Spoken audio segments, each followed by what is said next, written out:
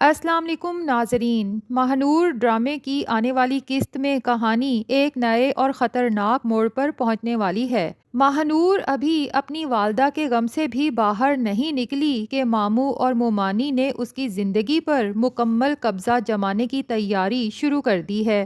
دوسری طرف زین کی محبت، باپ کی واپسی اور لالچی رشتہ داروں کی سازشیں ماہنور کو چاروں طرف سے گھیرتی ہوئی نظر آ رہی ہیں۔ کیا ماہنور ان سب حالات کا مقابلہ کر پائے گی یا پھر ایک نئی مشکل میں پھنس جائے گی؟ آئیے تفصیل سے اس پر بات کرتے ہیں۔ ناظرین، آنے والی قسط میں ہم دیکھیں گے کہ ماموں اور مومانی کی آمد نے حالات کو مزید پیچیدہ بنا دیا ہے۔ ایک طرف امجد کو یہ حقیقت معلوم ہو چکی ہے کہ ماہنور کا والد دوبارہ اس کی زندگی میں واپس آ چکا ہے، جبکہ دوسری جانب انہیں یہ بھی اندازہ ہو گیا ہے کہ زین جیسا امیر اور با اثر لڑکا ماہنور میں دلچسپی رکھتا ہے۔ لیکن مسئلہ یہ ہے کہ ماہنور نہ اپنے والد کو آسانی سے قبول کرنے کے لیے تیار ہے اور نہ ہی زین کے بارے میں کوئی فیصلہ کرنا چاہتی ہے۔ مرتی ہوئی آسیہ نے چونکہ دلاور سے وعدہ لیا تھا کہ ماہنور تمہارے پاس میری امانت ہے، اس کا بہت خیال رکھنا، تو دلاور تو چاہتا ہے کہ وہ اپنی بیٹی کو اپنے ساتھ اپنے گھر لے جائے، لیکن ماہنور صاف انکار کر دیتی ہے اور دلاور سے کہتی ہے کہ پتہ ہے آپ میں اور میرے امجد ماموں میں کیا فرق ہے؟ آپ ہماری زندگی سے نکل گئے اور اس وجہ سے ہماری زندگی مشکل ہو گئی، جبکہ ان لوگوں نے ہماری زندگی میں رہ کر ہماری زندگی کو مشکل بنا دیا۔ جب مجھے سب سے زیادہ آپ کی ضرورت تھی تب تو آپ کہیں بھی نہیں تھے، اب جب میں نے خود کو سنبھالنا سیکھ لیا ہے تو آپ میرے لیے فکر مند ہو کر واپس آ گئے ہیں۔ چلے جائیے دلاور صاحب یہاں سے اور دوبارہ یہاں کبھی مت آئیے گا۔ اور زین کے لیے شاید ماہنور اس لیے کوئی فیصلہ نہیں لے پا رہی کیونکہ اس کی ماں نہیں چاہتی تھی کہ ماہنور زین سے شادی کرے۔ اب وہ کس لیے نہیں چاہتی تھی یہ بات تو آسیہ نے بھی ماہنور کو نہیں بتائی، جبکہ ماہنور کے ماموں اور مومانی اس ساری صورتحال کو اپنے مفاد کے لیے استعمال کرنا چاہتے ہیں۔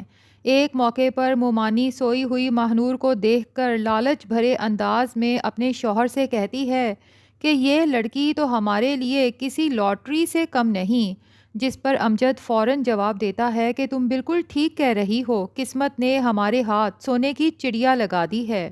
ان دونوں کی گفتگو سے صاف ظاہر ہو رہا ہے کہ ان کی نظر ماہنور پر نہیں بلکہ اس سے حاصل ہونے والے فائدوں پر ہے۔ دوسری طرف علیزے، جو ماہنور کے لیے بہت فکر مند تھی کہ اب تو آنٹی بھی اس دنیا میں نہیں رہیں، پتہ نہیں ماہنور کا کیا حال ہوگا، جبکہ علیزے کی ماں نے اسے ماہنور سے ملنے سے صاف منع کیا ہے، لیکن علیزے اپنی ماں کو بتائے بغیر سب سے چھپ کر ماہنور سے ملنے چلی جاتی ہے تاکہ اس کی والدہ کے انتقال پر افسوس کر سکے۔ علیزے کو دیکھتے ہی ماہنور بہت جذباتی ہو جاتی ہے اور اس کے گلے سے لگ کر زاروں قطار رونا شروع کر دیتی ہے اور ٹوٹے ہوئے دل کے ساتھ علیزے سے کہتی ہے کہ جب تک امی زندہ تھیں مجھے ہمیشہ لگتا تھا کہ ہر مشکل آسان ہو جائے گی۔ ان کی موجودگی میں کوئی پریشانی، واقعی پریشانی محسوس ہی نہیں ہوتی تھی، لیکن دونوں کو یہ اندازہ نہیں ہوتا کہ دروازے کے پیچھے کھڑی مومانی ان کی ایک ایک بات سن رہی ہیں۔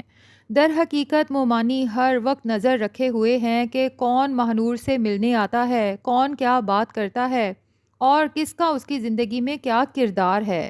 ایسا لگتا ہے جیسے وہ ہر چیز پر مکمل کنٹرول چاہتی ہوں۔ خیر، علیزے تو ماہنور سے مل کے واپس چلی جاتی ہے، لیکن اس کے جانے کے بعد ماہنور مزید افسردہ ہو جاتی ہے اور مومانی جب ماہنور کو اداس اور اکیلے بیٹھے دیکھتی ہے تو فوراً نرم لہجہ اختیار کر لیتی ہے اور اس کے پاس بیٹھ کر ہمدردی جتانے کی کوشش کرتی ہے۔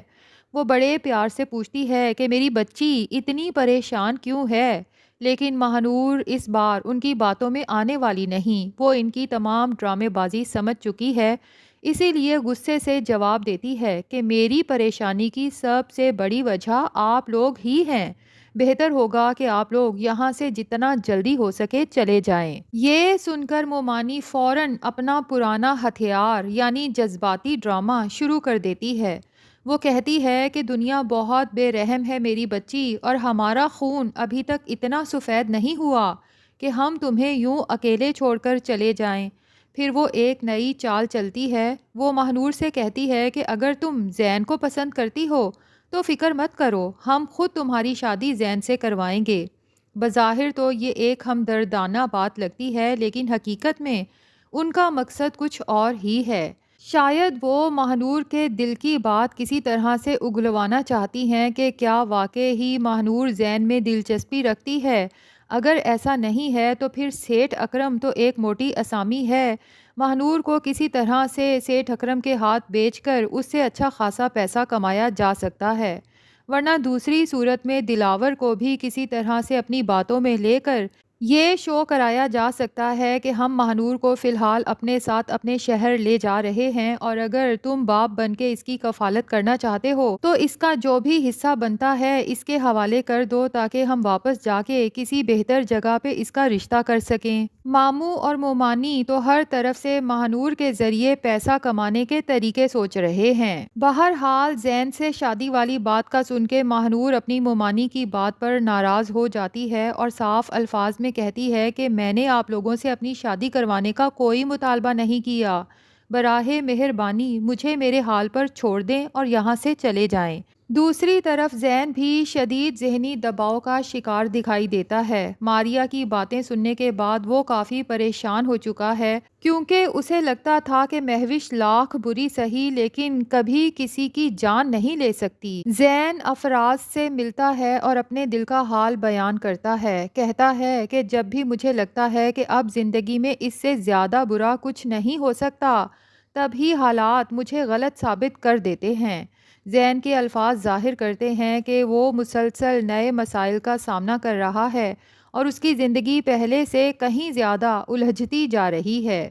اسی دوران علیزے دانش سے ماہنور کے بارے میں بات کرتی ہے اور اسے بتاتی ہے کہ ماہنور کی حالت بہت خراب ہے اور وہ شدید دکھ میں مبتلا ہے۔ دانش بھی ماہنور کے حالات سمجھتا ہے۔ وہ علیزے سے کہتا ہے کہ تم وقتاً فوقتاً ماہنور سے ملتی رہا کرو، کیونکہ اس وقت اسے کسی اپنے کی بہت ضرورت ہے۔ دانش کو معلوم ہے کہ ماہنور کے والد کی حالت بھی اچھی نہیں اور ماہنور اس وقت خود کو بالکل تنہا محسوس کر رہی ہے، لیکن مسئلہ یہ ہے کہ علیزے کی بھابھی ان دونوں کی گفتگو سن لیتی ہیں اور فوراً جا کر اپنی ساس کو شکایت لگا دیتی ہیں۔ ویسے بھابھی پر بھی حیرت ہوتی ہے، کیونکہ کچھ دن پہلے تو وہ علیزے کو مشورہ دے رہی تھی کہ اب زین کو زیادہ دیر نہیں کرنی چاہیے اور جتنی جلدی ہو سکے ماہنور سے نکاح کر لینا چاہیے۔ بہرحال جب مدیحہ بیگم کو علیزے کے ماہنور سے ملنے کا پتہ چلتا ہے تو وہ غصے میں آ جاتی ہیں اور اسے فوراً اپنے پاس بلاتی ہیں۔ سخت لہجے میں سوال کرتی ہیں کہ کیا تم میرے منع کرنے کے باوجود ماہنور سے ملنے گئی تھیں؟ علیزے اپنی وضاحت پیش کرنے کی کوشش کرتی ہے، مگر مدیحہ بیگم اسے بولنے کا موقع نہیں دیتی اور ہاتھ کے اشارے سے خاموش کروا دیتی ہیں۔ ناراضگی سے کہتی ہیں کہ لگتا ہے تم نے بھی اپنے بھائی زین کی طرح میری باتوں کی مخالفت کرنے کا فیصلہ کر لیا ہے۔ یہ صورتحال علیزے کے لیے بھی کافی تکلیف دہ ثابت ہو رہی ہے۔ دوسری طرف مہوش کی زندگی میں بھی ایک بڑا جھٹکا آ چکا ہے۔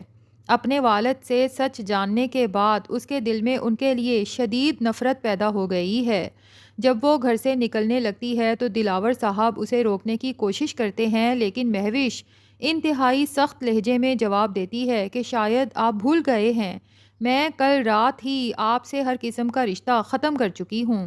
تو بہن اگر رشتہ ختم کر چکی ہو تو یہاں کیا کر رہی ہو؟ پھر اس گھر سے بھی باہر نکلو۔ بہرحال مہوش کو سیٹ کرنے کے لیے تو جان ہی کافی ہے، جس کے ہاتھ مہوش کا بہت بڑا راز ہے۔ لگتا یہی ہے کہ مہوش سے پیسے لینے کے بعد بھی جان اس کا پیچھا نہیں چھوڑے گا، بلکہ بار بار اسے بلیک میل کر کے پیسے نکلوانے کی کوشش کرتا رہے گا۔ تو مہوش کی زندگی کافی مشکلات میں پھنسنے والی ہے۔ بہرحال ناظرین، آنے والی قسط میں ماہنور کے گرد بننے والی سازشیں، زین کی پریشانیاں، علیزے کے لیے پیدا ہونے والے نئے مسائل اور مہوش کے بگڑتے ہوئے حالات کہانی کو مزید دلچسپ بنا دیں گے۔